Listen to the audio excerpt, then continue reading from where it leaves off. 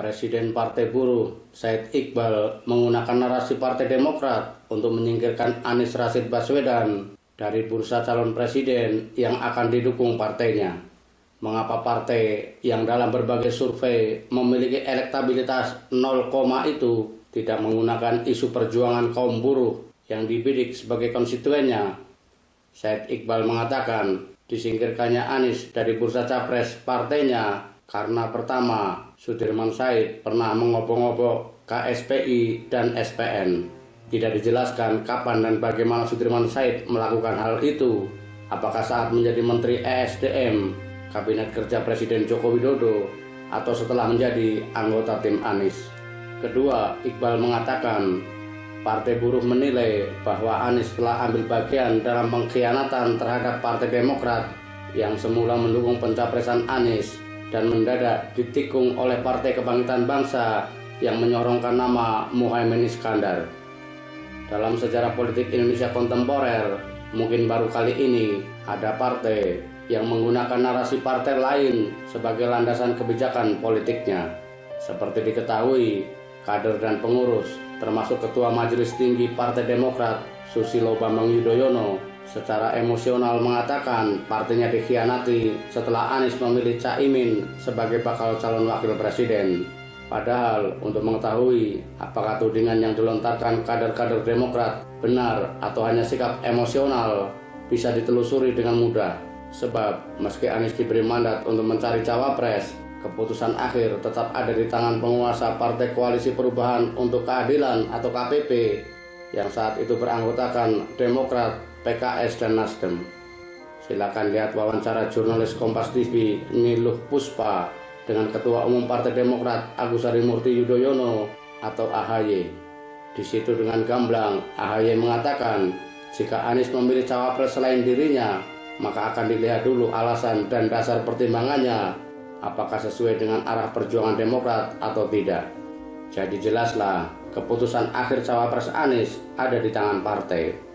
Saat opsi cawapres yang tersedia hanya AHY, Anies sudah menerima dan memberitahukan kepada pemegang penentu di 3 partai koalisi, yakni Majelis Tinggi Demokrat, Majelis Suro PKS, dan DPP Partai Nasdem.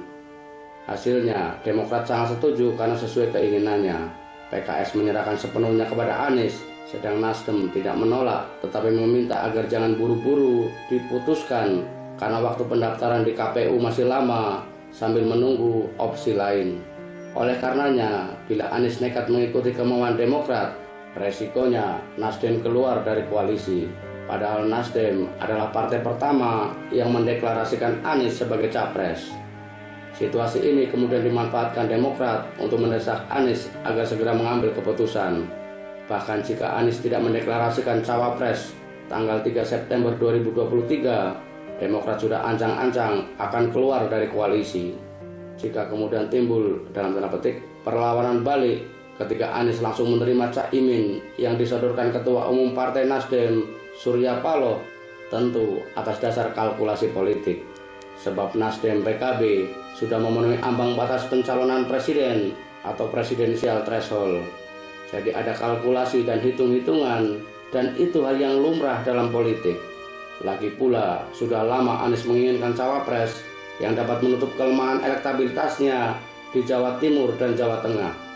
Artinya, dipilihnya Caimin sebagai bakal cawapres sudah sesuai dengan aspirasi KPP agar dapat memenangkan Pilpres 2024. Jika yang dilakukan Anies disebut pengkhianatan, bagaimana dengan Prabowo yang mengubah nama koalisi Gerindra PKB setelah bergabungnya Golkar dan PAN tanpa sepengetahuan Ketua Umum PKB Muhaimin Iskandar? Apakah itu juga bentuk pengkhianatan? Kita meyakini Partai Buruh hanya mencari-cari alasan ketika dalam tanda petik nabok Anies menggunakan narasi Demokrat karena sejak awal memang sudah tidak ingin mendukung.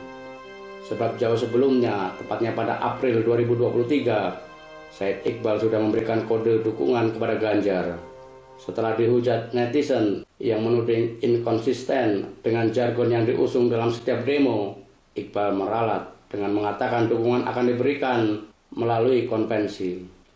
Pertanyaannya, apakah Partai Buruh tidak memiliki cita-cita dan agenda politik yang dapat digunakan untuk menimbang dan menilai capres yang akan didukung atau tidak didukung.